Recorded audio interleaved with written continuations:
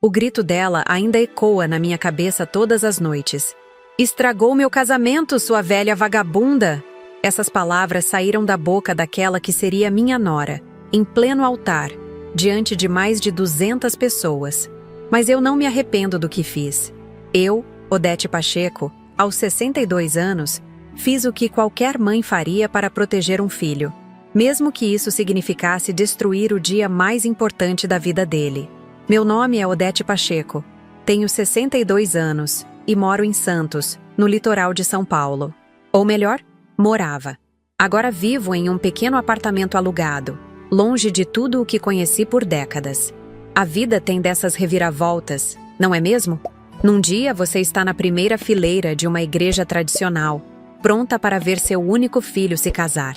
No outro, você está segurando um microfone com as mãos tremendo, prestes a revelar segredos que vão mudar a vida de todos os presentes.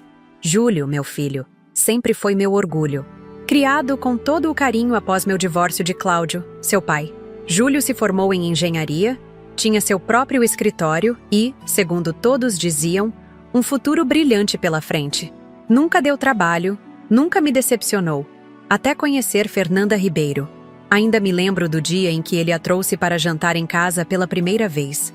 Alta, cabelos negros, um sorriso que iluminava o ambiente. Júlio a conheceu no Clube Náutico Santista, durante um evento beneficente. Ele estava radiante, olhava para ela como se tivesse encontrado um tesouro. E eu, como toda mãe, queria apenas a felicidade dele.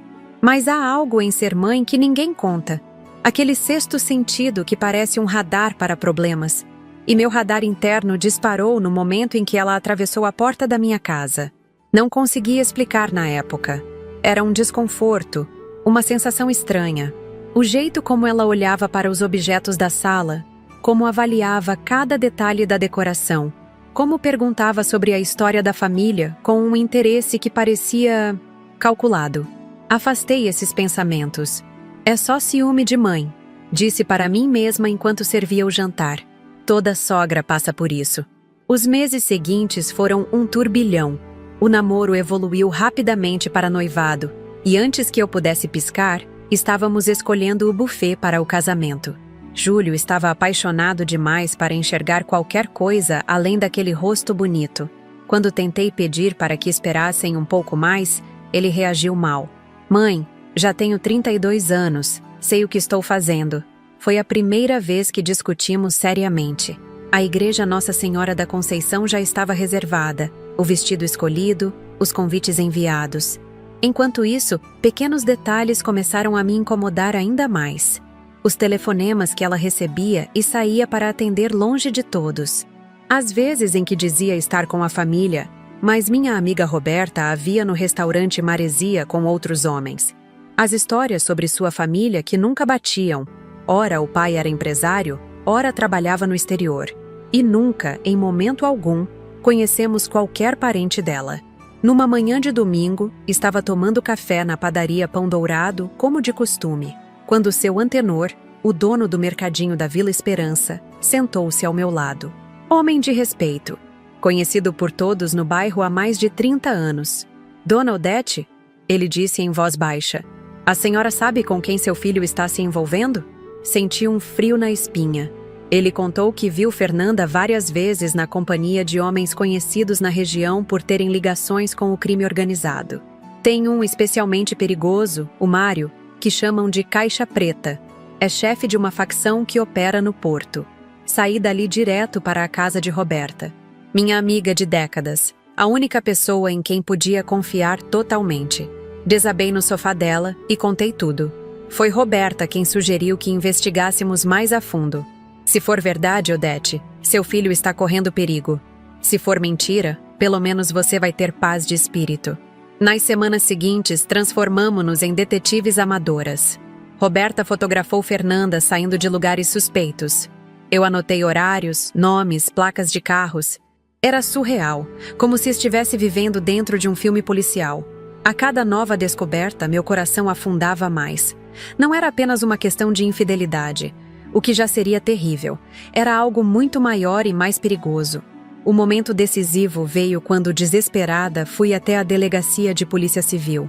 Após muita insistência, consegui falar com o delegado Bruno Sampaio. Levei as fotos, os horários, os nomes. Achei que ele me trataria como uma senhora paranoica, mas sua expressão mudou ao ver o material. Depois de algumas ligações e consultas no sistema, ele me olhou com seriedade. Senhora Pacheco, a situação é mais grave do que a senhora imagina.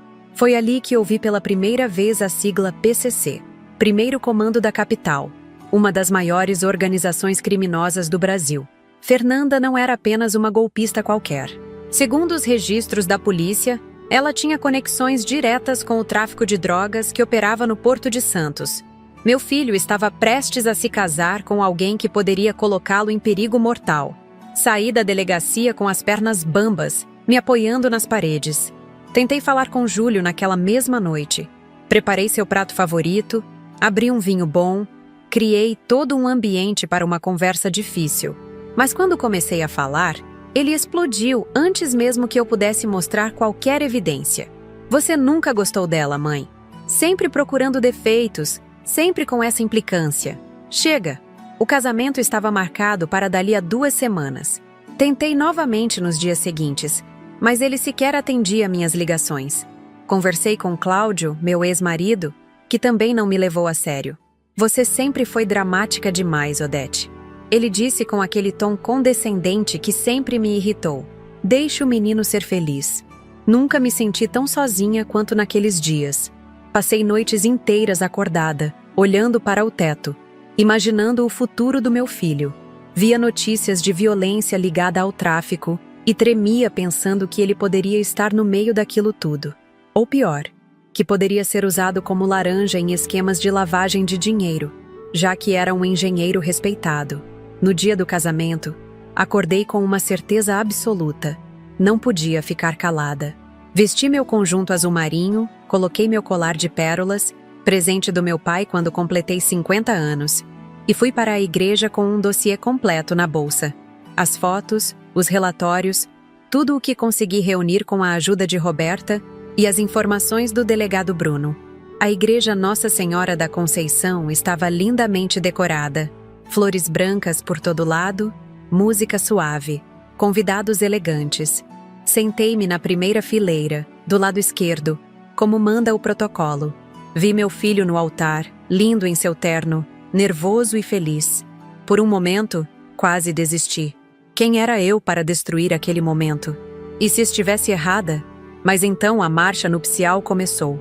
As portas se abriram e Fernanda entrou, deslumbrante em seu vestido branco.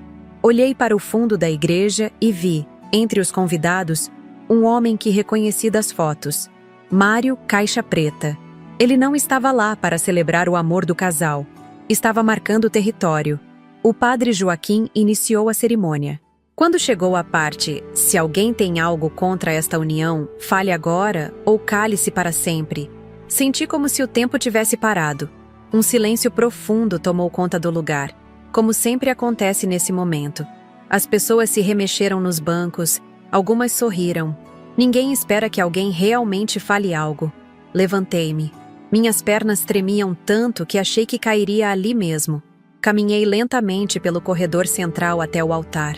Vi o rosto de Júlio mudar da surpresa para o pânico. Vi Fernanda apertar o buquê com tanta força que os nós dos dedos ficaram brancos. Estendi a mão para o padre e pedi o microfone.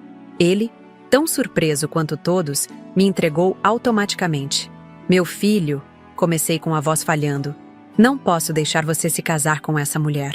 Foi nesse instante que a vida de todos nós mudou para sempre. E o que aconteceu a seguir, ninguém poderia imaginar. O silêncio que tomou conta da igreja naquele momento era tão denso que poderia ser cortado com uma faca. Todos os olhares estavam fixos em mim. Uma senhora de 62 anos que acabara de interromper um casamento.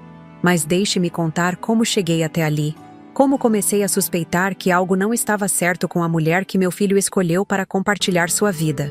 Conheci Fernanda Ribeiro numa tarde de domingo no Clube Náutico Santista. Júlio a trouxe para me apresentar após 2 meses de namoro. Lembro-me do vestido vermelho que ela usava, do batom combinando e do sorriso que parecia ensaiado. Abraçou-me como se fôssemos velhas amigas, com uma intimidade que me desconcertou. Finalmente conheço a famosa Dona Odete. Júlio fala tanto da senhora que sinto como se já nos conhecêssemos há anos.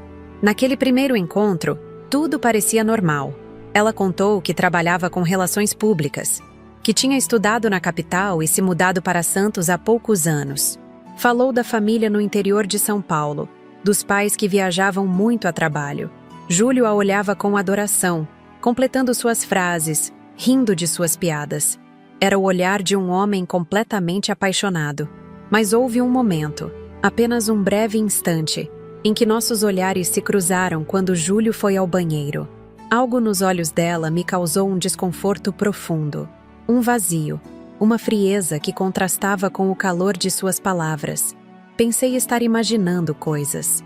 Afinal, qual mãe não sente uma pontada de ciúme quando o filho apresenta uma namorada? As semanas seguintes foram de jantares em família, almoços de domingo, passeios pela orla da praia. Fernanda se esforçava para parecer a nora perfeita. Trazia presentes pequenos, mas significativos. Um bolo caseiro, que depois descobri ter sido comprado, um livro de uma autora que mencionei gostar, um vaso de flores para a mesa da sala. Gestos que agradavam a Júlio e mostravam uma atenção aos detalhes. Mas aos poucos, pequenas inconsistências começaram a aparecer. Numa tarde, ela mencionou que o pai era empresário do ramo de exportação. Semanas depois, disse que ele trabalhava com consultoria internacional. Quando perguntei mais detalhes, ela mudava de assunto com uma habilidade impressionante. Nunca falava da infância por muito tempo, nunca mostrava fotos antigas. "Mamãe, você está sendo paranoica", Júlio me disse quando levantei o assunto delicadamente. "Fernanda é reservada sobre a família dela porque teve uma infância difícil. Não force." Tentei aceitar. Verdadeiramente tentei. Talvez fosse apenas uma garota com problemas familiares que não gostava de tocar no assunto. Quem não tem seus segredos? Eu mesma tinha os meus. Então veio o noivado. Rápido demais para o meu gosto. Apenas 6 meses de relacionamento e Júlio já estava comprando alianças. A festa de noivado foi na mansão dos Pacheco, nossa casa no bairro mais elegante de Santos. Uma propriedade que pertencia à família do meu ex-marido há gerações e que ficou com ele após o divórcio, mas onde Júlio ainda morava. Foi nessa festa que vi Fernanda ao telefone no jardim. Estava afastada dos convidados e não me viu aproximando. Falava baixo, mas com uma autoridade que nunca havia demonstrado antes. "Não me interessa se está difícil. Encontre um jeito. Tenho 3 meses até o casamento e preciso que tudo esteja organizado até lá." Sua voz era dura, quase irreconhecível.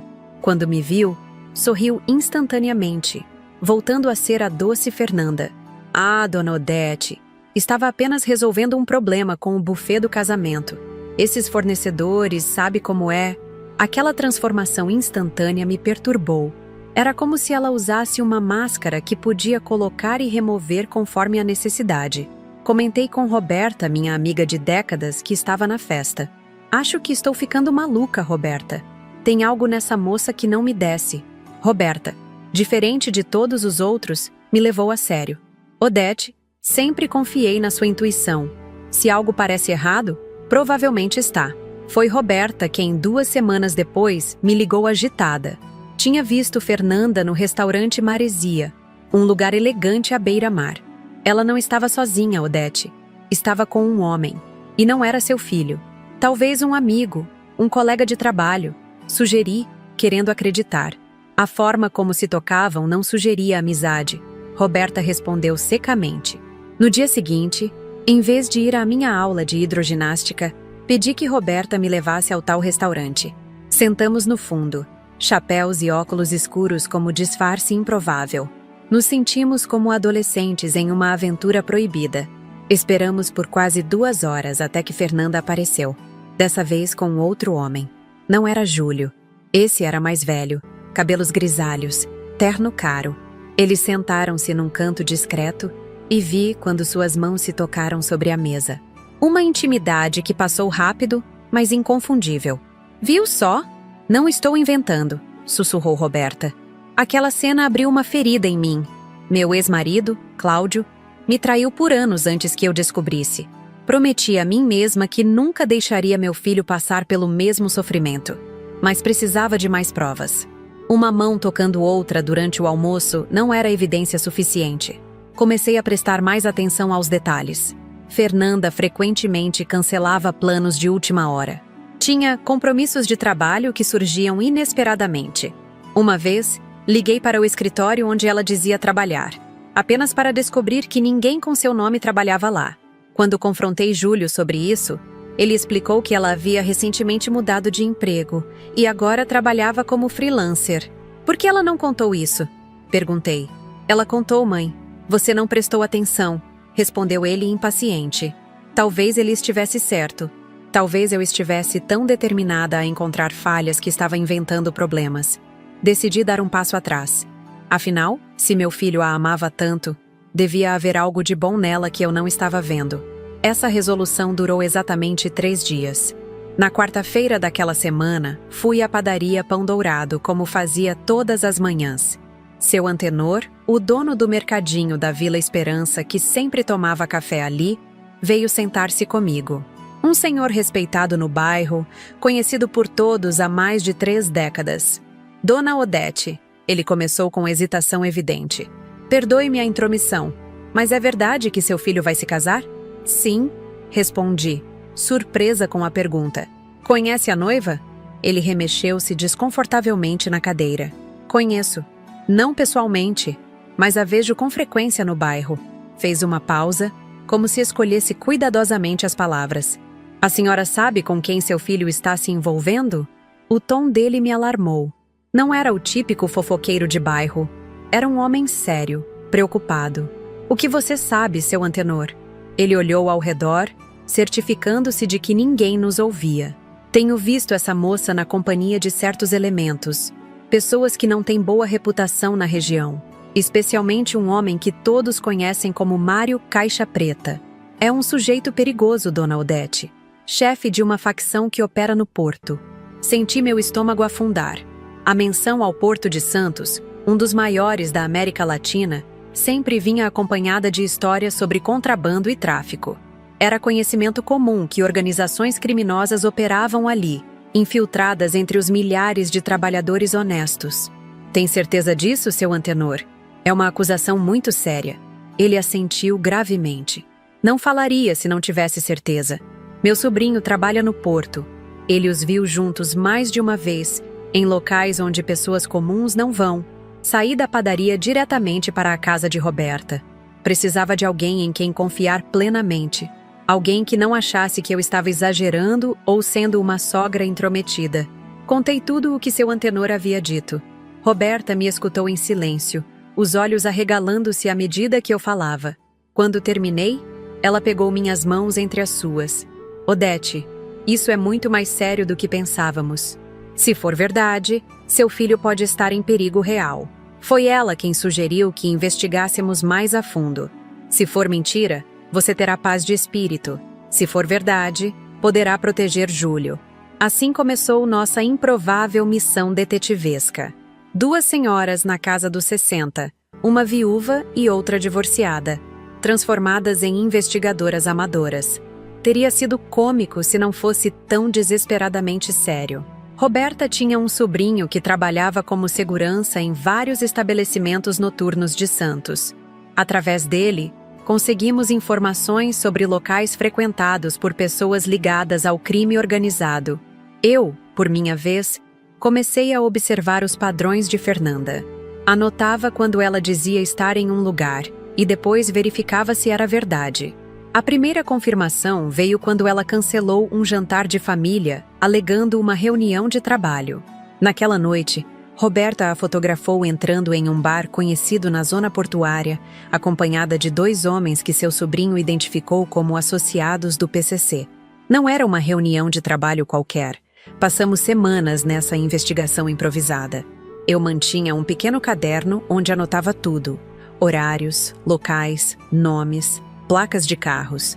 Fernanda era cuidadosa, mas não o suficiente para 2 mulheres determinadas a descobrir a verdade. O momento mais revelador Veio quando a seguimos até um armazém abandonado perto do porto. Roberta dirigia enquanto eu me escondia no banco traseiro. Vimos Fernanda entrar no local e sair 1 hora depois. Durante esse tempo, vários homens entraram e saíram do mesmo armazém, alguns claramente armados. Isso já é o suficiente, disse Roberta. Precisamos falar com a polícia. Mas eu hesitei. Ir à polícia significava tornar tudo oficial. Significava admitir que a situação era grave o suficiente para envolver as autoridades. E se estivermos erradas? E se houver uma explicação? Que explicação poderia haver para ela frequentar um lugar como aquele, com pessoas como aquelas? Rebateu Roberta. Odete, isso vai além de uma simples traição. Seu filho pode estar sendo usado para algum esquema. Você quer esperar até que seja tarde demais? Ela estava certa, é claro. Mas a ideia de entrar numa delegacia, de expor minha família, de potencialmente destruir o casamento do meu filho, tudo isso me paralisava. Passei dias remoendo a decisão, olhando as provas que havíamos reunido, tentando encontrar explicações alternativas. Foi um telefonema de Júlio que finalmente me decidiu. Ele ligou, empolgado, para dizer que Fernanda havia sugerido que após o casamento eles abrissem uma empresa de importação juntos. Ela tem contatos no Porto, mãe. Diz que podemos fazer fortuna em poucos anos. Gelei ao ouvir aquilo. Uma empresa de importação seria o disfarce perfeito para atividades ilícitas. Meu filho, um engenheiro respeitado, com uma reputação impecável, seria o laranja ideal. Ele nunca levantaria suspeitas. Na manhã seguinte, fui até a delegacia de polícia civil. Sentei-me na recepção por quase 2 horas antes que alguém pudesse me atender. Quando finalmente fui chamada, encontrei-me diante do delegado Bruno Sampaio, um homem na casa dos 40 anos, com olheiras profundas de quem dormia pouco. "Em que posso ajudá-la, senhora?" perguntou ele, claramente ocupado e impaciente. Coloquei sobre a mesa o envelope com tudo o que havia reunido. As fotos, as anotações, os locais, os nomes. Falei por quase 20 minutos sem interrupção, despejando todas as minhas preocupações. Esperava que ele me tratasse como uma senhora paranoica, mas à medida que falava, via sua expressão mudar. Ele pegou as fotos, examinou-as com cuidado, anotou alguns nomes. "Com licença", disse ele levantando-se. Saiu da sala com meu material. Fiquei sentada ali, sozinha, por quase meia hora. Quando ele retornou, estava acompanhado de outro homem, mais velho, que se apresentou como o inspetor Raul. Ambos sentaram-se à minha frente com expressões graves. "Senhora Pacheco?" começou o delegado Bruno. "A situação é mais séria do que a senhora imagina." Ele então me mostrou uma pasta com informações sobre Fernanda Ribeiro. Segundo os registros da polícia, ela estava sendo monitorada há quase 1 ano por suspeita de envolvimento com o primeiro comando da capital, o PCC, uma das maiores organizações criminosas do Brasil. A mulher com quem meu filho planejava se casar era suspeita de participar de esquemas de lavagem de dinheiro e tráfico de drogas através do Porto de Santos. Ela nunca foi presa porque é muito cuidadosa. Nunca a pegamos em flagrante, mas temos quase certeza de seu envolvimento com Mário Alves, conhecido como Caixa Preta, um dos líderes da facção em Santos, explicou o inspetor Raul. O chão parecia ter desaparecido sob meus pés. Era pior do que eu imaginava. Muito pior. "Seu filho corre perigo, senhora", continuou o delegado Bruno. "Não apenas físico, mas também legal. Se ele abrir uma empresa com ela, como mencionou, poderá ser implicado em crimes graves, mesmo que inocente." Saí da delegacia com as pernas bambas, apoiando-me nas paredes. Tinha recebido mais informações do que esperava, e agora precisava decidir o que fazer com elas. O casamento estava marcado para dali a 2 semanas. Não havia muito tempo. Tentei falar com Júlio naquela mesma noite. Preparei seu prato favorito, ensopado de frutos do mar. Abri um vinho bom que guardava para ocasiões especiais. Criei todo um ambiente para uma conversa difícil. Ele chegou animado, falando sobre os últimos preparativos do casamento, sobre a lua de mel que fariam em Cancún, sobre como estava feliz. Esperei que terminasse de comer antes de começar. Escolhi minhas palavras com cuidado, tentando ser delicada. Júlio, meu filho, preciso te contar algo importante sobre Fernanda. Antes mesmo que eu pudesse continuar, vi seu semblante mudar. Uma sombra de irritação cruzou seu rosto. Mãe, por favor, não comece com isso de novo. Você não entende, Júlio. Isso é sério. Eu descobri coisas. Ele bateu na mesa, fazendo os talheres saltarem. Chega! Você nunca gostou dela, mãe! Sempre procurando defeitos, sempre com essa implicância. Não aguento mais isso. Tentei mostrar as fotos, falar sobre a delegacia, mas ele se recusou a olhar, a ouvir. Levantou-se furioso, jogou o guardanapo na mesa. Não quero ouvir mais uma palavra contra Fernanda, nem mais uma. Se você não consegue aceitar a mulher que escolhi, talvez seja melhor não comparecer ao casamento. E saiu, batendo a porta com tanta força que o quadro da sala caiu. Fiquei ali, atordoada, olhando para o jantar quase intacto e as provas que ele se recusou a ver. Nos dias seguintes, tentei novamente. Liguei, mandei mensagens, até fui ao escritório dele. Mas Júlio se recusava a me atender. Ele está muito ocupado, dizia sua secretária, com um olhar de pena que me dizia tudo o que precisava saber. Meu próprio filho havia me bloqueado de sua vida. Conversei com Cláudio, meu ex-marido, esperando que ele pudesse fazer Júlio ouvir a razão. Mas Cláudio também não me levou a sério. Você sempre foi dramática demais, Odete. Ele disse com aquele tom condescendente que me irritava profundamente desde os tempos de casados. Deixe o menino ser feliz. Fernanda é uma moça encantadora, e você está vendo problemas onde não existem. A facilidade com que Cláudio descartou minhas preocupações me deixou intrigada. Será que ele realmente achava que eu estava exagerando? Ou havia algo mais? No momento, atribuí a sua típica indiferença.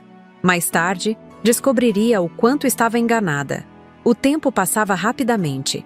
Faltava uma semana, depois apenas 5 dias, depois 3.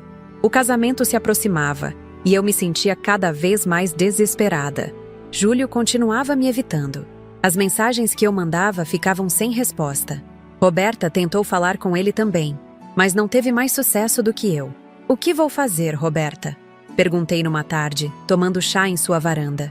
Não posso deixar meu filho se casar com essa mulher, mas ele se recusa a me ouvir. Roberta segurou minha mão, seus olhos cheios de preocupação. Talvez seja a hora de medidas drásticas, Odete. Que tipo de medidas drásticas você está sugerindo, Roberta? Perguntei, sentindo um frio na espinha. Minha amiga sempre foi sensata, mas o brilho em seus olhos me assustou. O casamento, Odete. Você precisa interrompê-lo. Ela respondeu com uma convicção que me deixou sem fôlego. Interromper? Como assim? Levantar durante a cerimônia quando o padre perguntar se alguém tem algo contra? Isso só acontece em filmes, Roberta. Ela segurou minhas mãos com firmeza. Às vezes a vida imita a arte, minha amiga.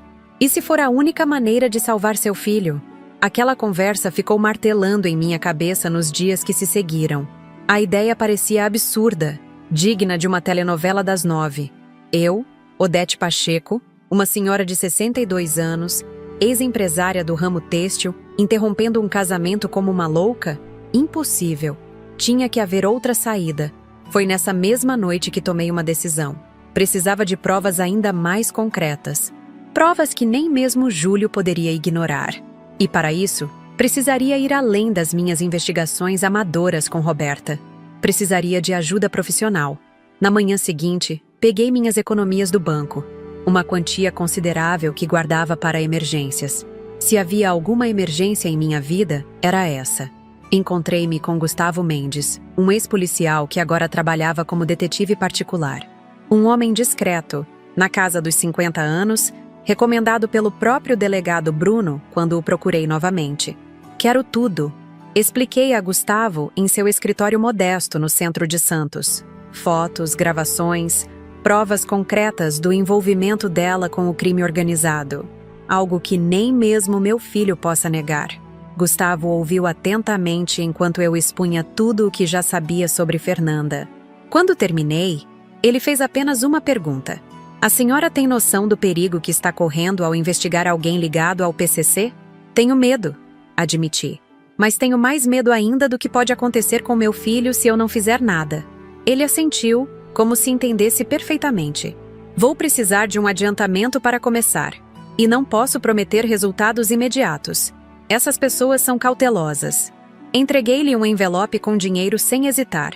Era um investimento no futuro de Júlio, na sua segurança, na sua vida. O casamento é em 3 dias, alertei. Não temos muito tempo. Farei o possível.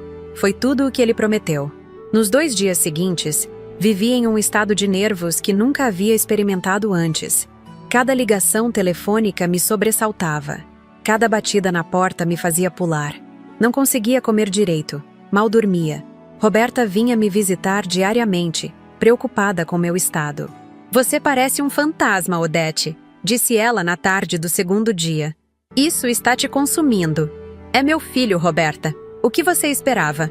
Ela suspirou, servindo-me mais uma xícara de chá que eu provavelmente não beberia. Sei que é seu filho, mas também é um homem adulto que faz suas próprias escolhas. Escolhas baseadas em mentiras. Retruquei. Fernanda o enganou completamente. Ele não sabe quem ela realmente é. O telefone tocou antes que Roberta pudesse responder. Era Gustavo. Preciso vê-la agora, disse ele, a voz tensa. Encontre-me no café da livraria Páginas Amareladas em meia hora. Venha sozinha. Meu coração disparou. Você encontrou algo? Não é assunto para telefone. Meia hora. E desligou. Roberta me olhou ansiosamente. Era ele? O detetive? Assenti, já procurando minha bolsa e as chaves do carro. Preciso ir encontrá-lo agora. Ele tem algo. Vou com você. Ofereceu-se Roberta levantando-se. Não, ele pediu que eu fosse sozinha. Ana, a expressão dela mudou sutilmente. Um lampejo de... O quê? Irritação? Preocupação? Não acho seguro você ir sozinha, Odete. Estarei em um lugar público. Não se preocupe. Cheguei à livraria Páginas Amareladas precisamente na hora marcada. Era um estabelecimento pequeno e aconchegante no centro histórico, com um café no mezanino. O tipo de lugar onde intelectuais e estudantes passavam horas discutindo literatura. Não era o ambiente que eu imaginaria para uma troca de informações sobre o crime organizado. Gustavo já estava lá, sentado em um canto afastado, uma pasta na mesa e uma xícara de café intocada à sua frente. Parecia tenso, os olhos constantemente verificando a entrada e as pessoas ao redor. Senhora Pacheco? Ele cumprimentou formalmente quando me sentei. O que descobriu? Perguntei sem rodeios. Ele abriu a pasta com cuidado, revelando várias fotografias. Mais do que esperava encontrar em tão pouco tempo.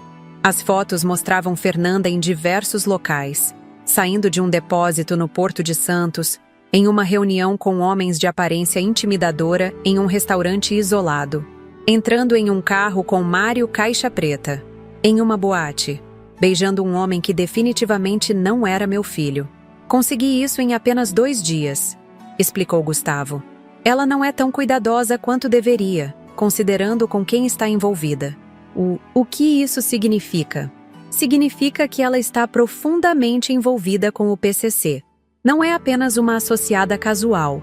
Pelo que pude verificar com meus contatos, ela trabalha diretamente para Mário, ajudando a coordenar a entrada de drogas pelo porto e a lavagem do dinheiro resultante. Senti o sangue fugir do meu rosto. E quanto ao relacionamento com meu filho?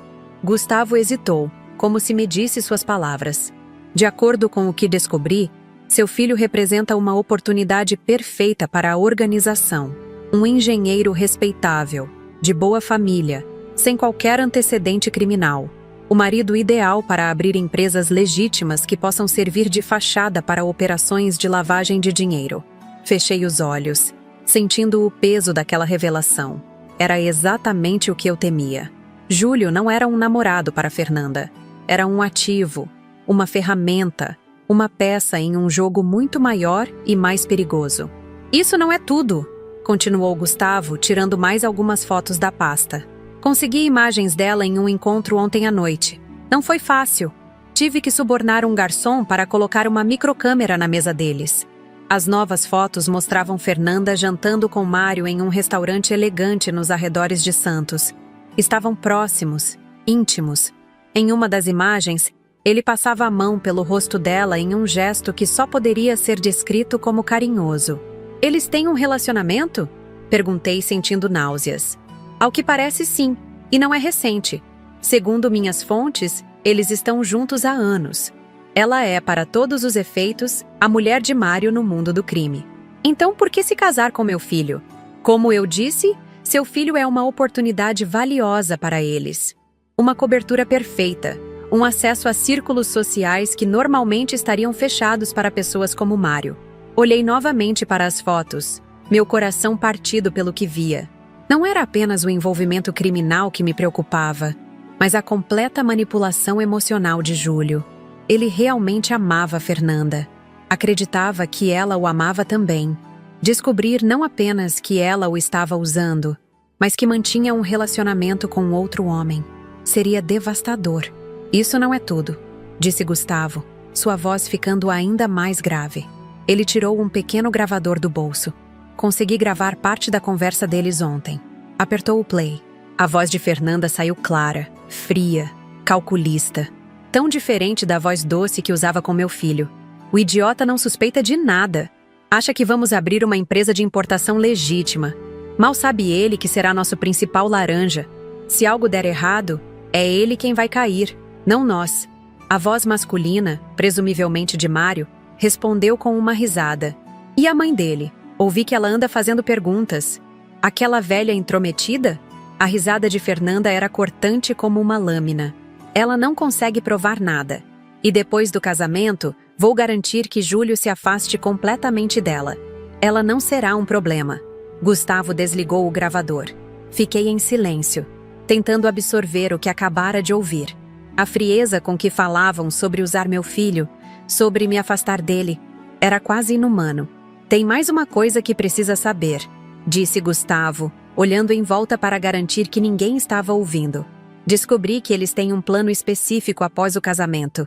A empresa de importação que pretendem abrir com seu filho será usada para uma operação grande. Algo envolvendo uma remessa significativa de drogas, maior do que qualquer coisa que tenham feito antes. Quando?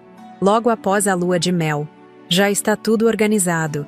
Seu filho assinará documentos sem saber o que realmente está autorizando. Senti uma raiva crescendo dentro de mim. Uma fúria que não sabia que era capaz de sentir.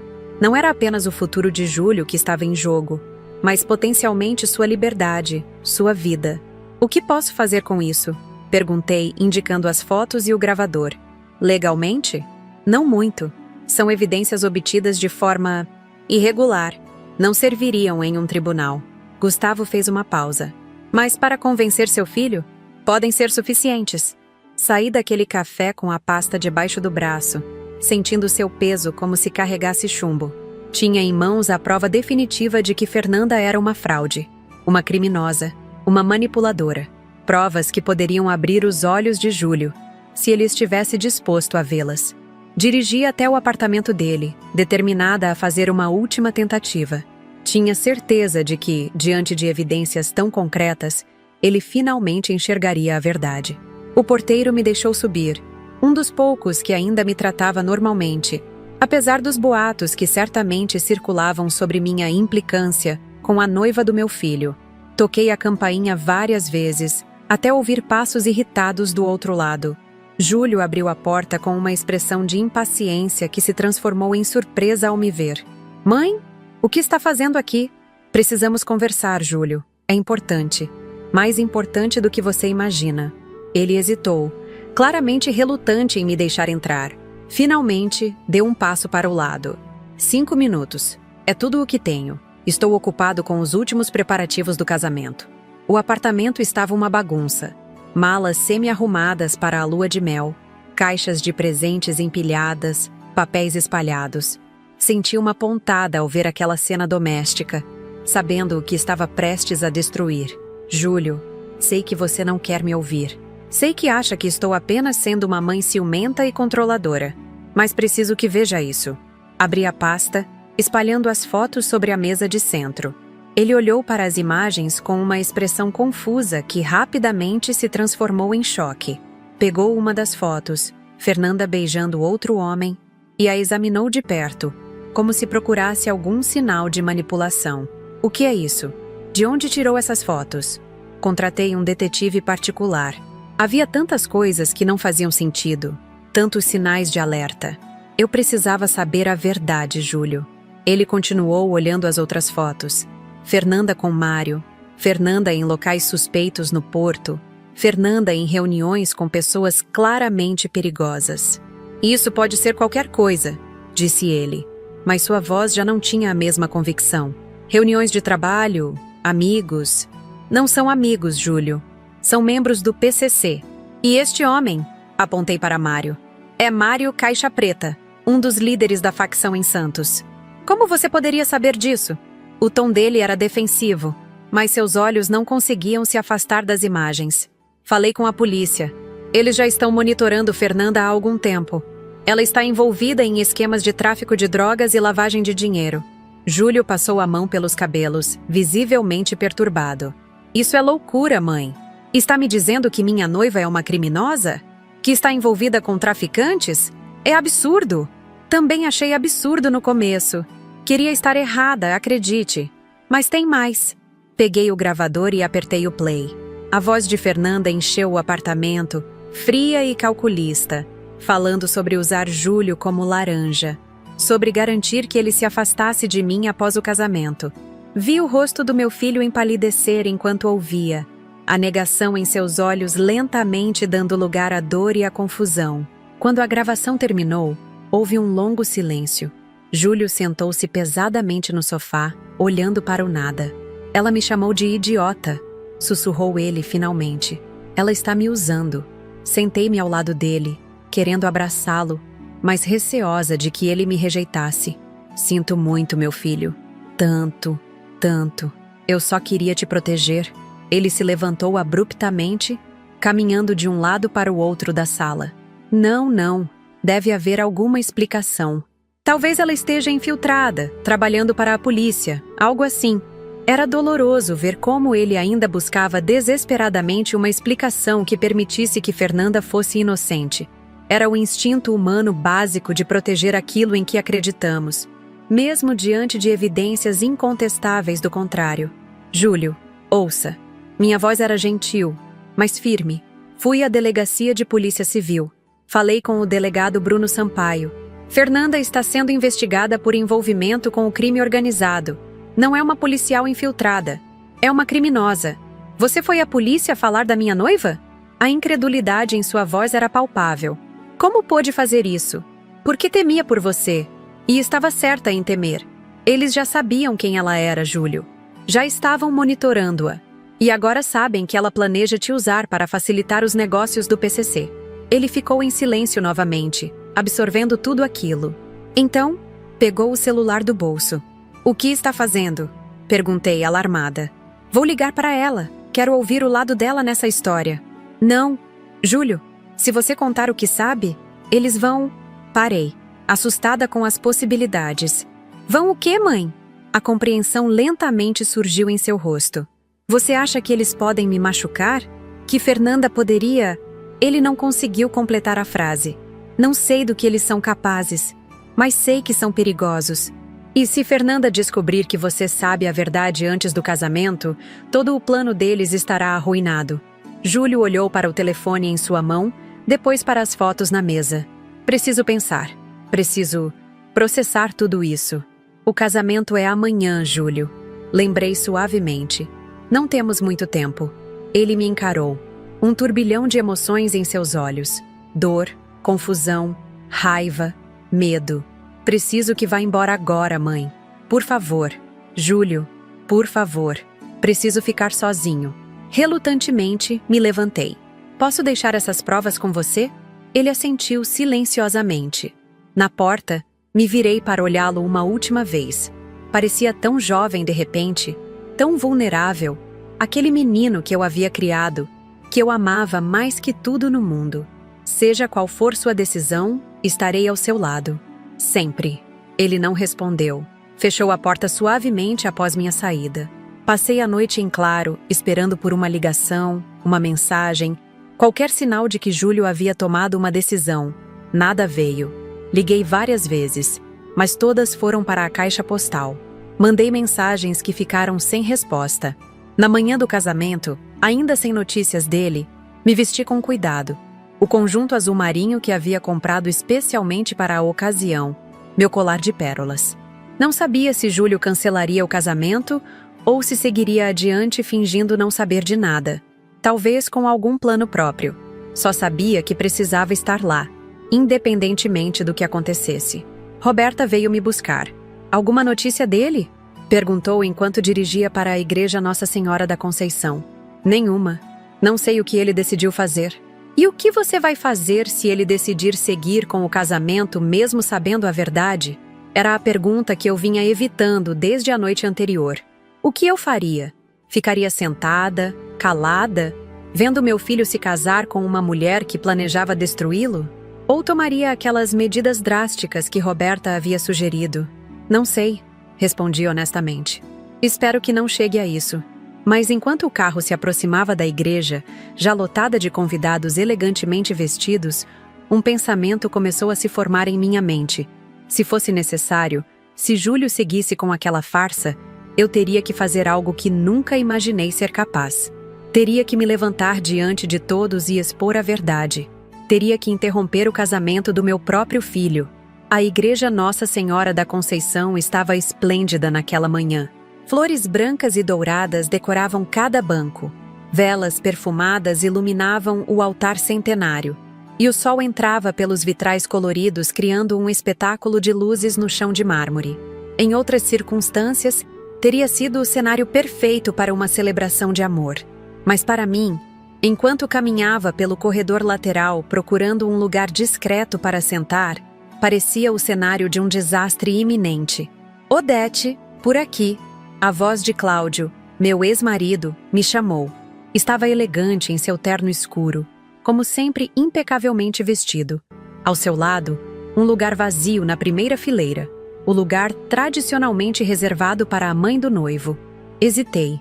Sentar-me ali significava aceitar o casamento, dar minha bênção silenciosa a uma união que eu sabia ser baseada em mentiras.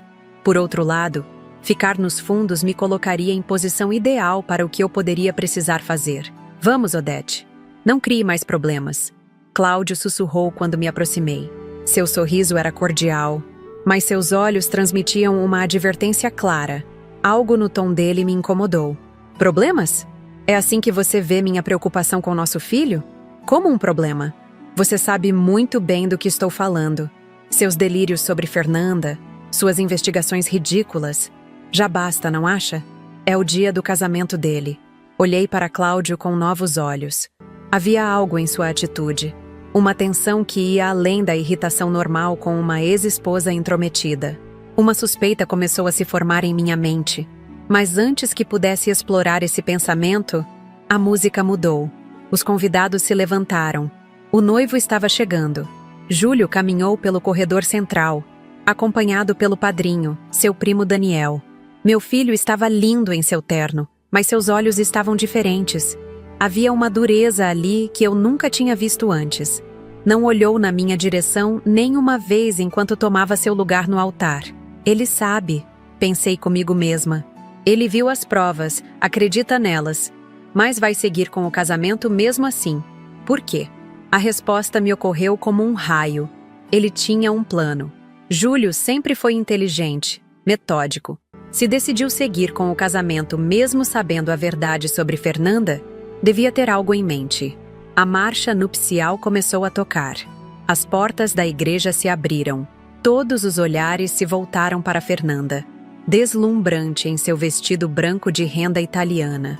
Seu véu cobria parcialmente o rosto, mas era possível ver seu sorriso radiante. Um sorriso que agora me parecia o de um predador prestes a dar o bote final.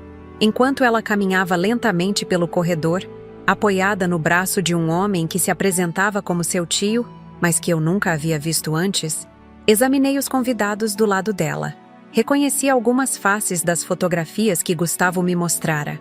Pessoas ligadas ao PCC, ali, vestidos elegantemente, misturados aos amigos e familiares de meu filho. Um lobo no meio de cordeiros. No último banco, perto da entrada, Identifiquei uma figura que fez meu coração acelerar. Mário Caixa Preta. O homem com quem Fernanda realmente tinha um relacionamento, o líder da facção que planejava usar meu filho como laranja. Estava ali, assistindo sua mulher se casar com outro homem, parte de um plano macabro que eles haviam elaborado juntos. Nossos olhares se cruzaram por um breve momento. Ele sorriu, um sorriso frio que não alcançava seus olhos. Um arrepio percorreu minha espinha. Aquele homem era perigoso e estava a apenas alguns metros de meu filho. A cerimônia começou. O padre Joaquim, um homem idoso que havia batizado Júlio quando bebê, falava sobre o amor, o compromisso, a fidelidade. Palavras que soavam como uma piada cruel, dadas as circunstâncias. Observei Fernanda durante toda a homilia. Sua postura perfeita, suas expressões de emoção calculadamente sinceras. Uma atriz consumada. Júlio, por sua vez, permanecia tenso, respondendo mecanicamente quando necessário. Vários convidados notaram, atribuindo o comportamento ao nervosismo natural de um noivo. Mas eu conhecia meu filho. Aquilo era algo diferente, algo sombrio. Chegamos então ao momento que eu tanto temia quanto antecipava. O padre Joaquim, seguindo o ritual tradicional, fez a pergunta: se alguém tem algo contra esta união, fale agora, ou cale-se para sempre. Um silêncio preencheu a igreja, como sempre acontece nesse momento. Vi Júlio endurecer ainda mais. Seus olhos, finalmente, encontraram os meus. Havia uma mensagem ali que não consegui decifrar. Um pedido? Uma advertência? Estava prestes a me levantar quando algo inesperado aconteceu. Júlio se virou para Fernanda e disse, alto o suficiente para que todos nas primeiras fileiras ouvissem: antes de continuarmos, há algo que preciso perguntar. Um murmúrio surpreso percorreu a igreja. Isso não fazia parte do roteiro tradicional. Fernanda pareceu momentaneamente desconcertada, mas logo recuperou sua compostura. Claro, amor. O que foi? É verdade que você está me usando para facilitar operações do PCC no Porto de Santos? O choque foi imediato e palpável. Alguns convidados ofegaram. Outros, confusos, olharam em volta como se tivessem ouvido errado. Fernanda empalideceu, mas seu sorriso permaneceu congelado no rosto. Do que você está falando, querido? Deve ser o nervosismo. Sua voz era doce, controlada, mas notei um tremor sutil. Estou falando das suas reuniões com Mário Caixa Preta, que por sinal está aqui hoje. Júlio apontou para o fundo da igreja, onde Mário já se levantava, desconfortável com a atenção súbita. Estou falando de como você planeja me usar como laranja em operações de lavagem de dinheiro. Estou falando de como você me chamou de idiota enquanto conversava com ele. O caos começou a se instaurar. Pessoas se levantaram, vozes se elevaram. Fernanda, pela primeira vez, pareceu genuinamente assustada. Júlio, você está louco? De onde tirou essas ideias absurdas? Foi nesse momento que percebi. Júlio não precisava que eu me levantasse e interrompesse o casamento. Ele estava fazendo isso sozinho. Tinha visto as provas, acreditado nelas e decidido confrontar Fernanda publicamente, no momento em que ela menos esperava. Senti um misto de orgulho e terror. Orgulho pela coragem dele, terror pelo que poderia acontecer a seguir. Discretamente, procurei pelo celular na bolsa. Precisava chamar a polícia. De onde tirei essas ideias? Júlio continuou, sua voz ficando mais firme. Da investigação que minha mãe iniciou e que confirmei por conta própria. Das fotos de vocês juntos. Da gravação onde você admite estar me usando. Os olhos de Fernanda se voltaram para mim, cheios de ódio. Sua velha intrometida. Foi você quem colocou essas loucuras na cabeça dele. Levantei-me lentamente. Não são loucuras, Fernanda. É a verdade. E agora todos sabem. Você não sabe com quem está se metendo. Ela sibilou. Mas sei. Respondi, encontrando uma coragem que não sabia possuir. Sei exatamente com quem estamos lidando. E a polícia também sabe. Como se minhas palavras fossem um sinal, as portas laterais da igreja se abriram. O delegado Bruno e vários policiais entraram. Alguns uniformizados, outros à paisana. Fernanda olhou em volta como um animal encurralado. Seus olhos encontraram os de Mário. que já se movia para a saída. Outros convidados do lado dela também começavam a se dispersar, percebendo que a situação estava fora de controle. Foi então que ela fez algo que ninguém esperava. Agarrou o microfone do padre e gritou: "É uma armadilha! Todos para fora, agora!" O caos se intensificou.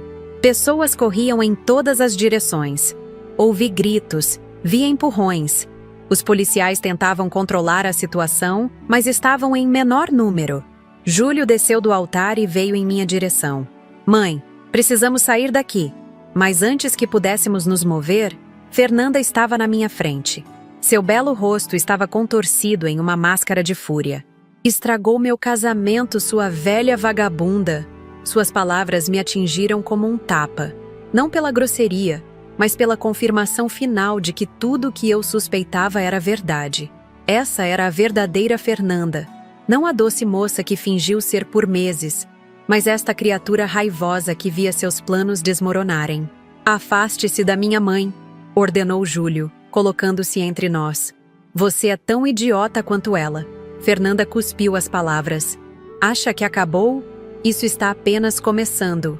Um estrondo ensurdecedor interrompeu a discussão. Alguém havia disparado uma arma. Mais gritos. Mais correria. Vi Mário perto da saída, uma pistola na mão, confrontando um dos policiais. "No chão!" gritou Júlio, me puxando para baixo de um dos bancos da igreja. Ficamos ali, agachados, enquanto o caos reinava. Ouvi mais tiros, vidros quebrando, o som de sirenes aproximando-se. "Sinto muito, mãe." Júlio sussurrou ao meu lado.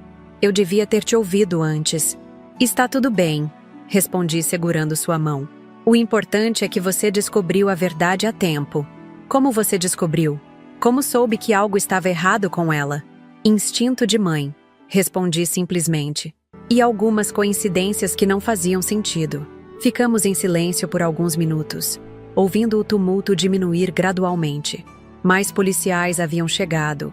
A situação começava a ser controlada. "O que vamos fazer agora?"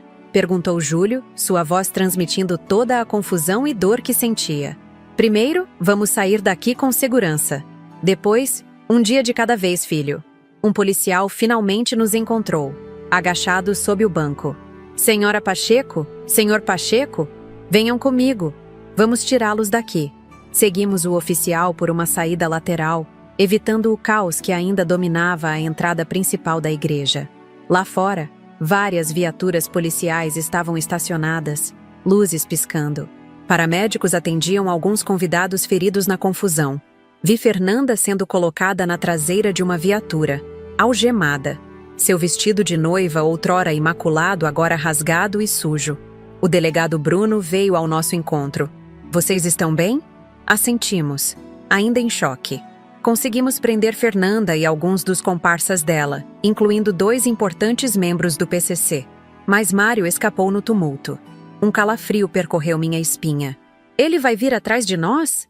O delegado hesitou, o que foi resposta suficiente. "Vamos colocá-los sob proteção por enquanto, até resolvermos toda esta situação."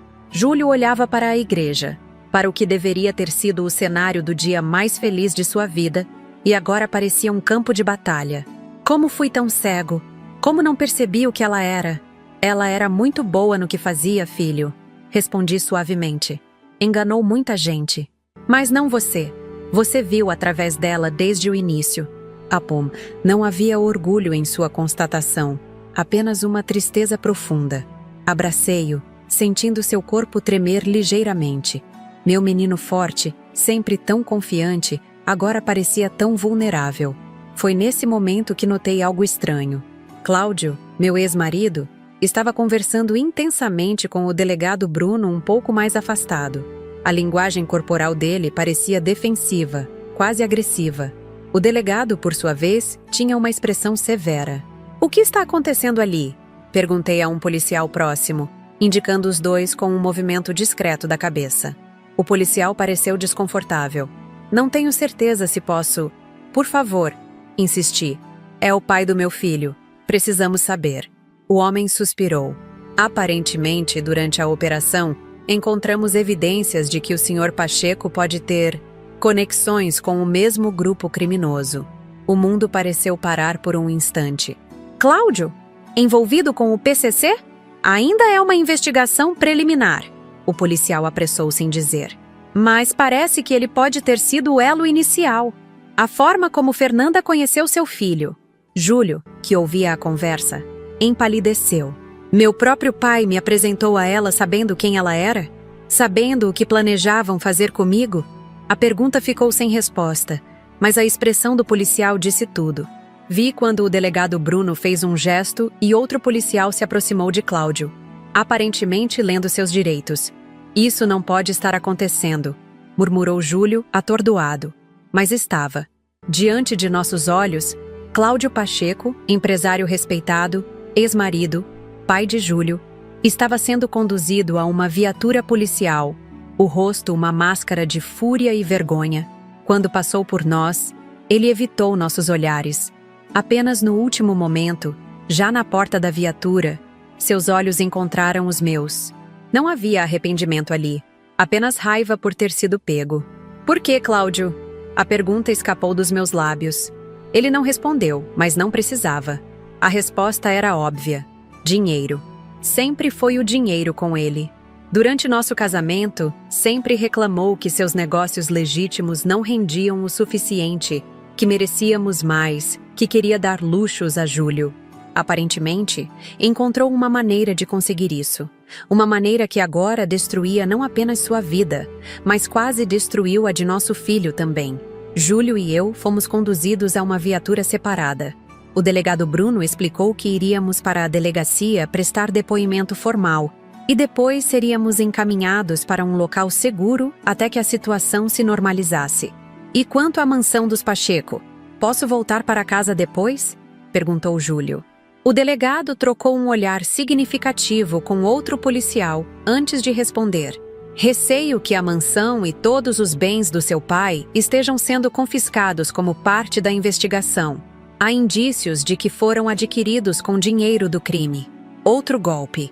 Júlio fechou os olhos, absorvendo mais essa revelação. A casa onde cresceu, onde viveu toda a sua vida, era fruto de atividades criminosas. Tudo o que conhecia, tudo o que tinha, era baseado em uma mentira.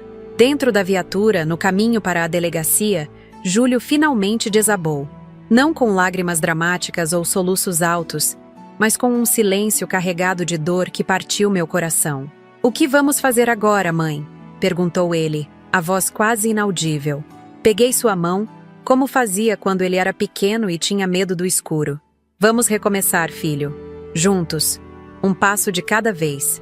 Ele assentiu, apertando minha mão de volta. Um pequeno gesto de confiança que significava tudo naquele momento. Olhando pela janela da viatura, vi a igreja Nossa Senhora da Conceição ficando para trás, seus vitrais coloridos refletindo a luz do sol da tarde. O que deveria ter sido um dia de celebração havia se transformado em um pesadelo. Mais um pesadelo do qual havíamos despertado a tempo. Enquanto a viatura serpenteava pelas ruas de Santos em direção à delegacia, não pude deixar de pensar em como a vida pode mudar em um instante. De como decisões aparentemente pequenas, como seguir uma intuição incômoda, fazer perguntas difíceis, buscar a verdade mesmo quando dói, podem alterar completamente o curso de nossas vidas. Naquela manhã, eu havia saído de casa preparada para possivelmente destruir o casamento do meu filho. Nunca imaginei que acabaria também expondo uma rede criminosa, descobrindo a traição do meu ex-marido e potencialmente salvando Júlio de um destino muito pior que um coração partido. O preço tinha sido alto. A casa da família, a reputação, a sensação de segurança, tudo perdido em poucas horas caóticas. Mas olhando para Júlio ao meu lado, meu filho ainda vivo, ainda livre, ainda com um futuro pela frente, sabia que tinha valido a pena. "Obrigado por não desistir de mim, mãe", disse Júlio suavemente, quebrando o silêncio. "Mesmo quando eu não acreditei em você. Mesmo quando fui cruel com suas suspeitas. Sou sua mãe", respondi simplesmente. "Nunca vou desistir de você." A viatura parou diante da delegacia de polícia civil. Lá fora, já havia repórteres, câmeras, microfones. A notícia do casamento interrompido, da noiva criminosa, do pai do noivo preso, tinha se espalhado rapidamente. Uma história sensacional para os jornais, mas uma tragédia pessoal para nós. "Estou aqui com você", disse a Júlio enquanto os policiais se preparavam para nos escoltar através da multidão de jornalistas. Ele respirou fundo, endireitou os ombros. "E eu com você, mãe. Sempre. Juntos, enfrentaríamos o que viesse a seguir. Seria difícil, seria doloroso, mas estaríamos juntos. E no final, era isso que importava." As semanas que se seguiram ao desastre na Igreja Nossa Senhora da Conceição foram um turbilhão de depoimentos, audiências e decisões difíceis. Júlio e eu fomos colocados temporariamente em um programa de proteção a testemunhas, instalados em um apartamento simples nos arredores de São Paulo, longe de tudo o que conhecíamos em Santos. A adaptação foi difícil, especialmente para meu filho, que perdera não apenas a noiva, mas também o pai, a casa e grande parte de sua identidade em um único dia. Numa manhã particularmente fria de junho, estávamos tomando café quando o telefone tocou.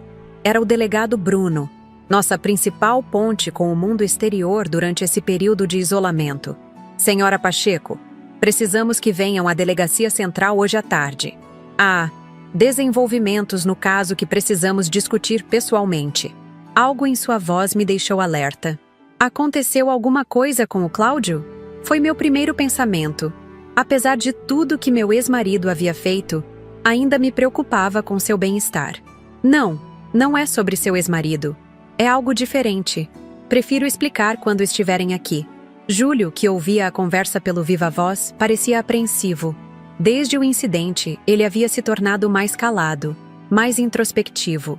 O brilho confiante em seus olhos deu lugar a uma cautela constante, como se esperasse que a qualquer momento outra traição viesse à tona. "É seguro sairmos?" perguntei, pensando em Mário, caixa preta, que ainda estava foragido. "Enviarei uma equipe para escoltá-los. Estarão seguros." Trocamos olhares, Júlio e eu. Que novos desenvolvimentos poderiam ter surgido? O caso parecia relativamente simples agora. Fernanda era uma criminosa que planejava usar meu filho. Cláudio era cúmplice, possivelmente envolvido com o PCC há anos. Ambos estavam presos aguardando julgamento. O que mais poderia haver? Chegamos à Delegacia Central de São Paulo por volta das 2 da tarde, escoltados por 2 policiais à paisana que nos acompanharam durante todo o trajeto. O prédio imponente, com suas paredes cinzentas e janelas pequenas, tinha um ar de austeridade que sempre me fazia sentir desconfortável. O delegado Bruno nos recebeu em sua sala, acompanhado por uma mulher que ele apresentou como promotora federal, Andréa Campos. A presença dela só aumentou nossa apreensão. Por que uma promotora federal estaria envolvida em um caso que, por mais sério que fosse, parecia ser de jurisdição estadual? "Obrigado por virem", começou Bruno, indicando as cadeiras à sua frente. "Temos novidades que vão mudar significativamente sua compreensão sobre tudo o que aconteceu." "Que tipo de novidades?" perguntou Júlio, sua voz traindo ansiedade. A promotora Andréa tomou a palavra. "Senhor Pacheco, senhora Pacheco, o que vou contar agora é classificado como informação confidencial. Vocês precisarão assinar termos de sigilo antes de prosseguirmos." Olhei para Júlio confusa. Que segredos poderiam existir em um caso de noiva criminosa e pai corrupto? Assinamos os documentos que ela nos entregou, cada vez mais intrigados. "Fernanda Ribeiro não é quem vocês pensam", disse Andréa finalmente, após guardar os termos assinados. "Seu verdadeiro nome é Agente Especial Fernanda Cardoso, da Polícia Federal." Foi como se o chão tivesse sumido debaixo dos meus pés. "Como assim?" "Ela é uma agente infiltrada", continuou a promotora. "Há 3 anos trabalhando em uma operação para desmantelar a rede de lavagem de dinheiro e tráfico de drogas que opera pelo Porto de Santos." Júlio levantou-se bruscamente, o rosto pálido. "Isso é algum tipo de piada doentia?" "Sei que é difícil de acreditar", interveio o delegado Bruno. "Mas é a verdade. A agente Cardoso foi designada para se aproximar de Mário Alves e ganhar sua confiança. Ao longo da operação, ela descobriu que havia um esquema de lavagem de dinheiro envolvendo empresários locais, entre eles, meu pai", completou Júlio, A voz quase inaudível. Andréa assentiu. Exatamente.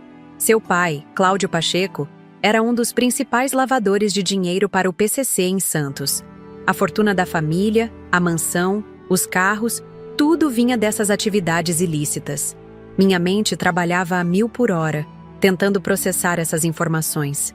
Mas as fotos, a gravação onde ela chamava meu filho de idiota, o casamento falso, as fotos eram reais, confirmou Bruno. Ela realmente se encontrava com membros do PCC, incluindo Mário. Era seu trabalho. Quanto à gravação, a promotora pigarreou, visivelmente desconfortável. A gravação foi uma encenação. A agente Cardoso suspeitou que estava sendo investigada. Por vocês, na verdade. Ela e seu supervisor montaram aquela conversa sabendo que estavam sendo monitorados. Era uma forma de manter o disfarce intacto. E o casamento? A voz de Júlio saiu estrangulada. O casamento nunca deveria ter chegado àquele ponto, admitiu Andréa. A operação deveria ter sido concluída semanas antes. Mas surgiram complicações. E a agente Cardoso foi instruída a manter o disfarce por mais tempo. Ela planejava encontrar uma maneira de romper o relacionamento logo após o casamento, de forma a não levantar suspeitas. Senti uma onda de náusea. Tudo o que eu acreditava, tudo pelo que havia lutado nas últimas semanas, estava sendo virado de cabeça para baixo. Então, eu interrompi uma operação policial? Perguntei, percebendo o absurdo da situação. Quase arruinei anos de trabalho da Polícia Federal? Na verdade, disse a promotora com um fantasma de sorriso. Você acidentalmente ajudou a acelerá-la. Como assim? Júlio e eu perguntamos quase em uníssono. Sua intervenção forçou nossa mão. Quando ficou claro que você, ela olhou para mim, havia descoberto o envolvimento de Fernanda com o PCC, ainda que sem saber que ela era uma agente, tivemos que adaptar a operação. Utilizamos o confronto no altar como uma oportunidade para prender vários membros importantes da organização que estariam presentes no casamento. Foi tudo planejado? Perguntou Júlio, incrédulo. Não exatamente, respondeu Bruno. Tivemos que improvisar muito. Seu confronto público com a agente Cardoso não estava no roteiro, mas trabalhamos com o que tínhamos. Tentei organizar meus pensamentos, que pareciam um novelo embaraçado. Mas por que estamos sabendo disso agora? Por que não nos contaram antes? A promotora e o delegado trocaram olhares antes de Andréa responder. Porque a operação ainda está em andamento. Mário Alves continua foragido, assim como outros membros importantes da organização. Mantivemos vocês isolados não apenas para sua proteção, mas também para preservar a integridade da investigação. E por que estão nos contando agora? Insistiu Júlio. Bruno suspirou profundamente antes de responder. Porque a agente Cardoso pediu para falar com vocês. Ela sente que deve algumas explicações. Meu coração acelerou. Ela está aqui? Sim, numa sala de reuniões no final do corredor. Vocês não são obrigados a vê-la. Entendemos completamente se preferirem não. Quero vê-la, interrompeu Júlio, sua voz surpreendentemente firme. Eu também, concordei, embora uma parte de mim temesse esse encontro. Fomos conduzidos por um corredor longo e mal iluminado até uma porta simples, sem identificação. Bruno bateu 2 vezes antes de abri-la. E lá estava ela. Não mais a noiva deslumbrante em seu vestido branco, nem a criminosa raivosa sendo levada algemada. Fernanda, ou agente Cardoso, usava roupas simples, jeans, uma blusa branca básica, cabelos presos em um rabo de cavalo, sem maquiagem, sem joias, sem disfarces. Ela se levantou quando entramos, seu olhar encontrando primeiro o de Júlio, depois o meu. Havia algo diferente em seus olhos, uma honestidade que nunca tinha visto antes. Obrigada por concordarem em me ver, disse ela, a voz mais grave e profissional do que a que usava conosco. O delegado Bruno indicou que deveríamos nos sentar. Vou deixá-los conversar. Estarei logo ali fora se precisarem. Quando a porta se fechou, um silêncio pesado caiu sobre a sala. Ninguém parecia saber como começar esta conversa impossível. Sinto muito, disse finalmente Fernanda. Por tudo. Pelas mentiras, pelo sofrimento que causei. Especialmente a você, Júlio. Meu filho permaneceu em silêncio, seu rosto uma máscara impenetrável. Fernanda continuou. Quando aceitei esta missão, sabia que teria que fazer coisas difíceis. Sabia que teria que mentir, manipular pessoas, fingir sentimentos, mas nunca imaginei. Ela hesitou, procurando as palavras certas. Nunca imaginei que me aproximaria de alguém como você. Alguém genuinamente bom. Era tudo mentira? Perguntou Júlio finalmente, sua voz controlada, mas com uma dor subjacente que partiu meu coração. Cada momento? Cada palavra? Fernanda olhou diretamente para ele. No início, sim. Você era apenas um meio para um fim. Uma forma de me aproximar de seu pai, que já estava em nossa mira por suspeita de lavagem de dinheiro. Mas com o tempo, ela respirou fundo. As coisas mudaram. Eu mudei. Não acredito em você, disse Júlio simplesmente. Como poderia? Eu sei, respondeu ela assentindo. Eu não esperaria que acreditasse. Só queria que soubesse que nem tudo foi falso. Que em algum momento, parei de fingir e comecei a temer o que estava fazendo com você. Minha indignação finalmente encontrou voz. Se realmente se importava com ele, por que continuou? Por que deixou que chegasse até o altar? Porque tinha uma missão a cumprir, respondeu ela, virando-se para mim. Porque havia vidas em jogo. Porque o esquema que estávamos investigando não era apenas sobre dinheiro. Era sobre drogas que matavam jovens, armas que alimentavam a violência nas comunidades, pessoas inocentes sendo usadas como Júlio quase foi. E quanto a me chamar de velha vagabunda? Perguntei, lembrando do momento na igreja. Pela primeira vez, vi um lampejo de vergonha genuína nos olhos dela. Isso foi no calor do momento. Estava tentando manter meu disfarce, mesmo com tudo desmoronando. Não há desculpa para isso. Sinto muito, de verdade. Júlio levantou-se abruptamente, caminhando até a janela. Ficou de costas para nós por um longo momento antes de falar novamente. Você sabia que meu pai estava envolvido desde o início? Foi por isso que se aproximou de mim? Sim, admitiu Fernanda. Seu pai estava sob investigação há quase 1 ano quando nos conhecemos. Ele era suspeito de lavar dinheiro para o PCC através de suas empresas de importação. Aproximar-me de você foi estratégico. A dor no rosto de Júlio era palpável. Então tudo foi um plano elaborado. Nosso encontro casual no clube náutico foi planejado, sim, confirmou ela. Sabíamos que você estaria lá naquele dia.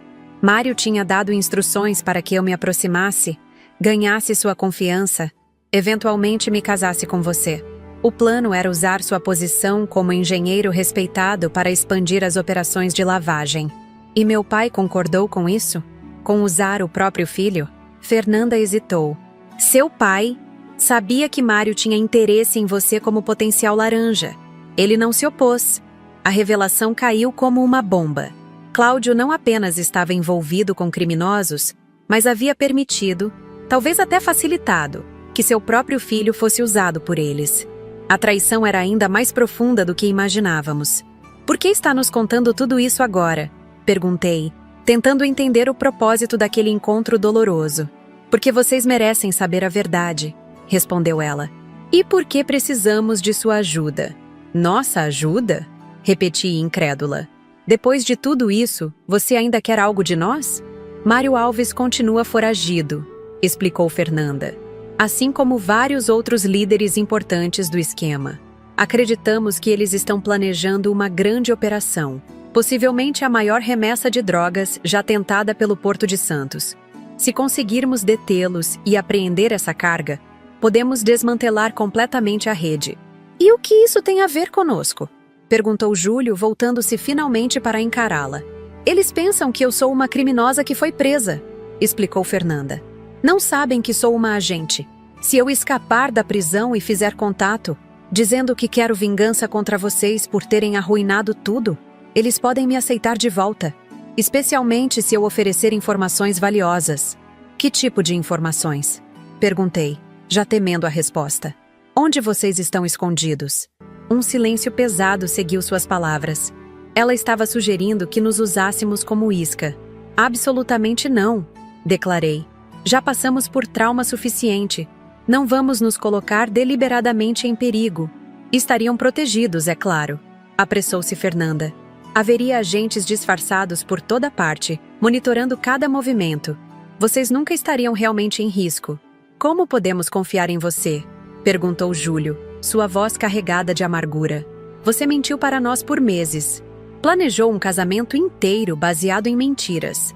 Agora devemos acreditar que nos manterá seguros? Fernanda sustentou seu olhar.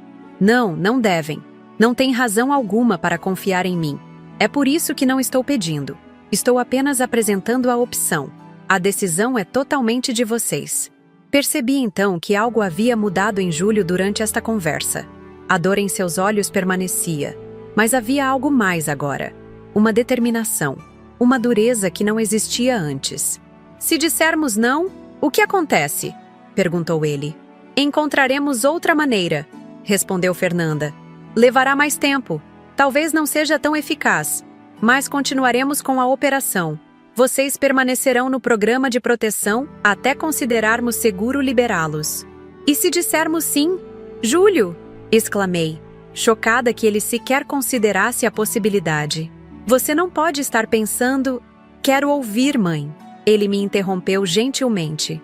Quero saber exatamente o que estão propondo. Fernanda explicou o plano em detalhes. Ela escaparia da prisão. Faria contato com os membros do PCC ainda em liberdade, incluindo Mário. Ofereceria informações sobre nosso paradeiro como prova de sua lealdade. Uma operação seria montada para nos capturar. Mas, na verdade, seria uma armadilha para prender os criminosos e apreender a droga. O risco para vocês seria mínimo, garantiu ela. Estariam cercados por agentes o tempo todo. Como minha mãe disse, já passamos por trauma suficiente, respondeu Júlio após um longo silêncio. Precisamos de tempo para pensar. Claro, concordou Fernanda. Não esperava uma resposta imediata. Quando saímos da sala, minha cabeça girava com todas as revelações. Nada era o que parecia. A vilã era uma heroína.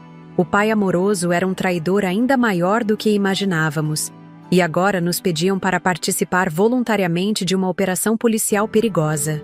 Você não está realmente considerando isso, está? Perguntei a Júlio quando estávamos a sós no carro que nos levava de volta ao apartamento de segurança. Na verdade, estou, respondeu ele para meu espanto. Júlio, é loucura! Já passamos por tanto... Exatamente, mãe. Passamos por tanto. Perdemos tanto. Sua voz estava calma, mas havia uma firmeza ali que me surpreendeu. Nossa casa, nossa vida em Santos, nossas identidades. Tudo porque meu pai decidiu se envolver com criminosos e me usou como peão em seu jogo sujo. E é por isso que deveríamos nos arriscar ainda mais? É por isso que deveríamos ajudar a acabar com isso de uma vez por todas.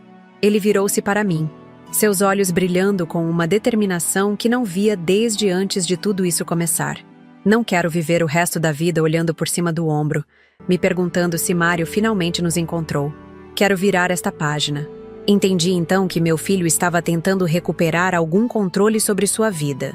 Depois de ter sido manipulado por Fernanda, traído por seu pai, usado como peão em jogos que não compreendia, ele queria ser um agente ativo em seu próprio destino. Vamos pelo menos pensar com calma, pedi. Não tome uma decisão no calor do momento. Ele concordou. E passamos os dias seguintes discutindo os prós e contras, pesando os riscos, considerando alternativas. No final, surpreendi a mim mesma concordando com Júlio. Participaríamos da operação. Talvez fosse um desejo de justiça, ou a necessidade de encerrar aquele capítulo de nossas vidas. Talvez fosse apenas cansaço de viver como vítimas. Qualquer que fosse o motivo, informamos nossa decisão ao delegado Bruno, que organizou uma reunião com toda a equipe da operação. Os dias que se seguiram foram intensos. Fomos instruídos sobre cada detalhe do plano, treinados para diversas contingências, preparados para o papel que desempenharíamos naquela peça elaborada. Fernanda, agora oficialmente agente Cardoso para nós, escapou da prisão com a ajuda de cúmplices que, na verdade, eram agentes disfarçados. Em menos de uma semana, ela fez contato. Mário a aceitou de volta, embora com certa suspeita. A isca havia sido lançada. Agora, tudo dependia de sua habilidade de convencê-lo e de nossa capacidade de manter a compostura quando o momento chegasse.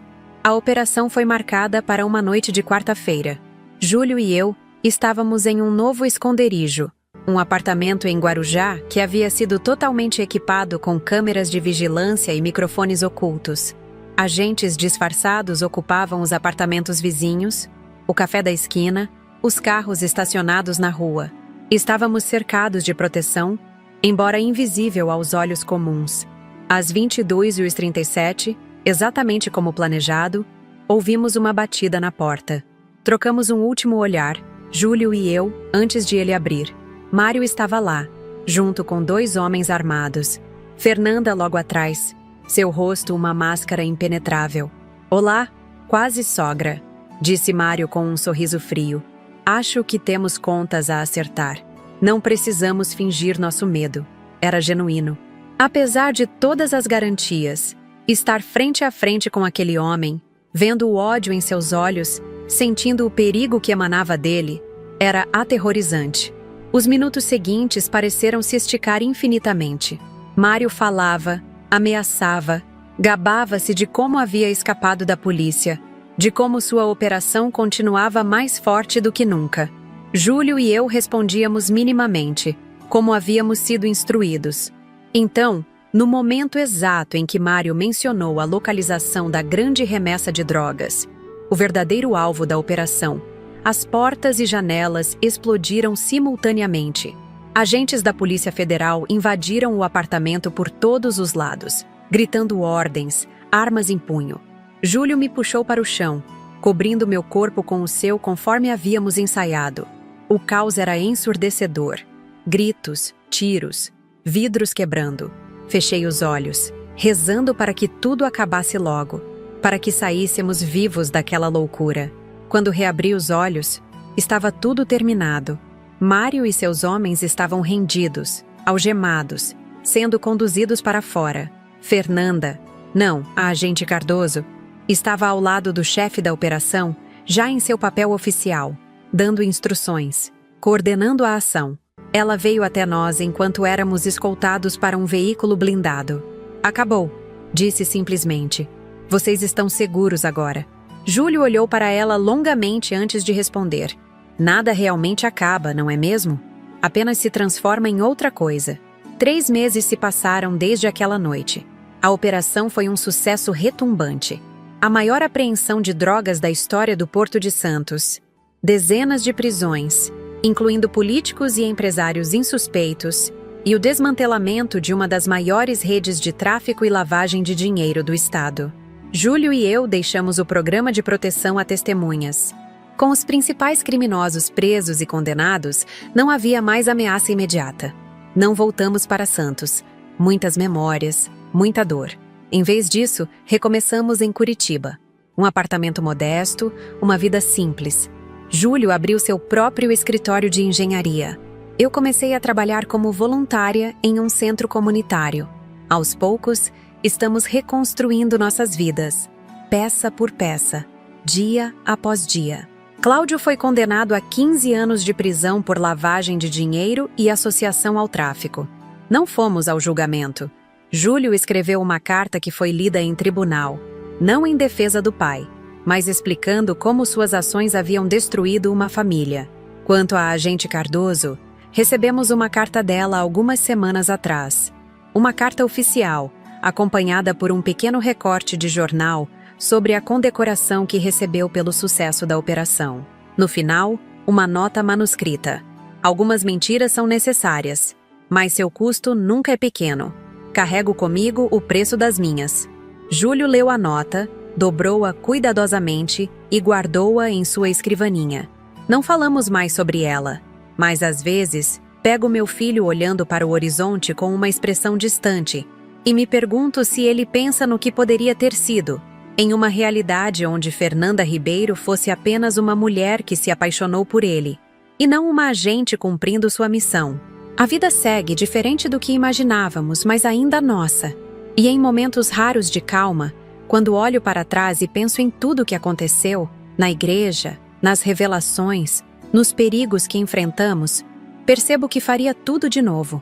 Porque no final conseguimos o que importava: a verdade, a justiça e a chance de recomeçar.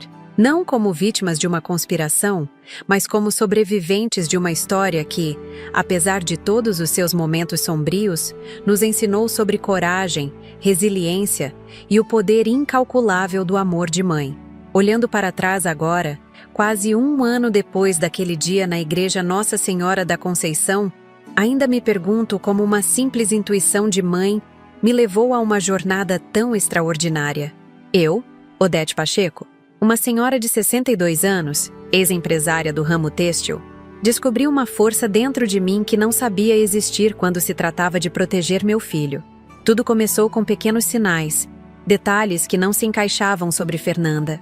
O jeito como ela mudava sua história, os telefonemas secretos, as reuniões misteriosas. A cada passo que eu dava para descobrir a verdade, mergulhava mais fundo em um mundo que nunca imaginei existir em Santos. Um mundo de crime organizado, tráfico de drogas e traições que chegaram ao coração da minha própria família. Quem poderia imaginar que meu ex-marido Cláudio estaria envolvido com o PCC? Que ele permitiria que seu próprio filho fosse usado como laranja em esquemas de lavagem de dinheiro? A dor dessa traição foi talvez a mais difícil de todas. Ver um pai disposto a sacrificar o futuro do filho por ganância. E então, veio a maior reviravolta de todas. Descobrir que Fernanda, a mulher que eu considerava uma criminosa manipuladora, era na verdade uma agente federal infiltrada, dedicando sua vida a desmantelar uma das maiores redes criminosas do estado. As mentiras que ela contou, os sentimentos que fingiu, os planos que fez, tudo parte de uma missão maior que, no final, ajudou a salvar inúmeras vidas. Ainda lembro do rosto de Júlio quando descobrimos a verdade. A mistura de alívio ao saber que ela não era uma criminosa, com a dor de perceber que o amor que sentiu poderia ter sido apenas mais uma parte da encenação. Essas feridas demoram a cicatrizar, e algumas talvez nunca cicatrizem completamente. Nossa participação na operação final foi assustadora e arriscada, mas necessária para nosso próprio fechamento.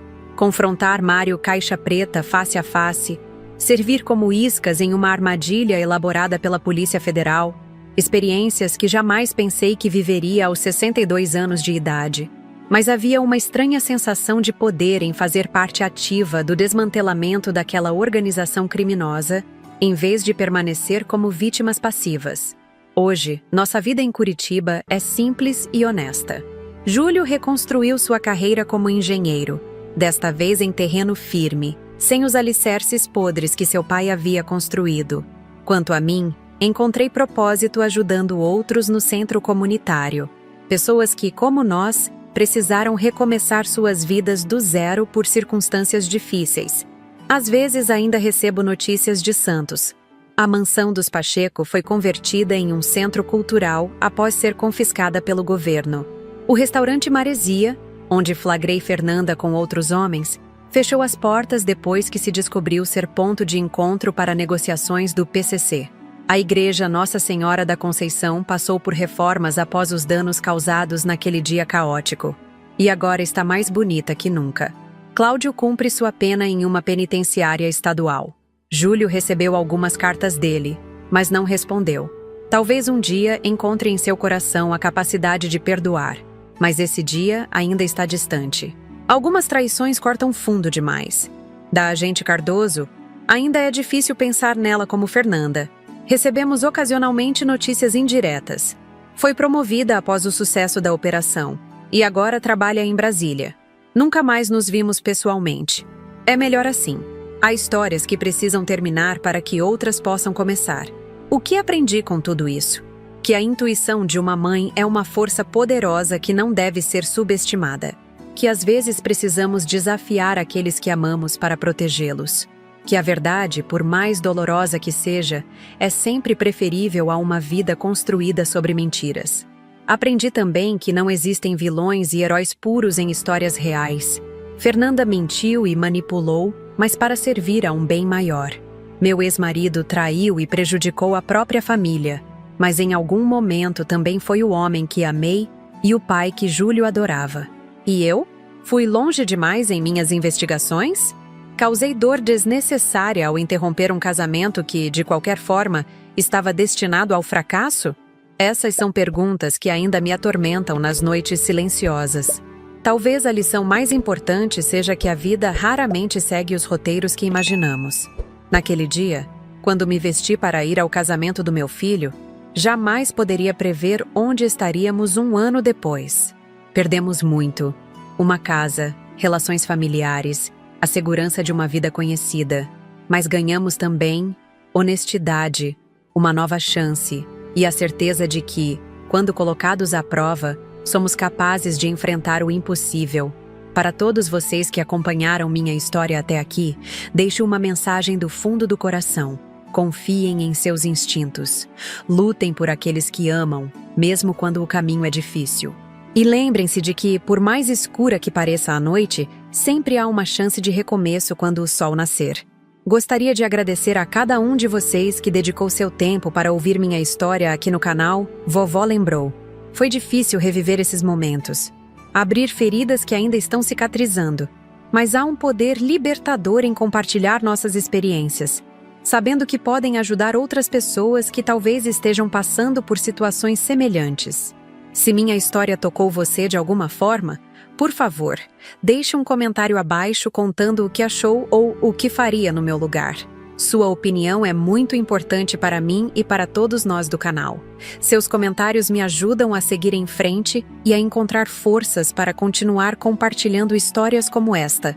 Não se esqueça de se inscrever no canal Vovó Lembrou, para não perder nenhuma das nossas histórias reais contadas em primeira pessoa.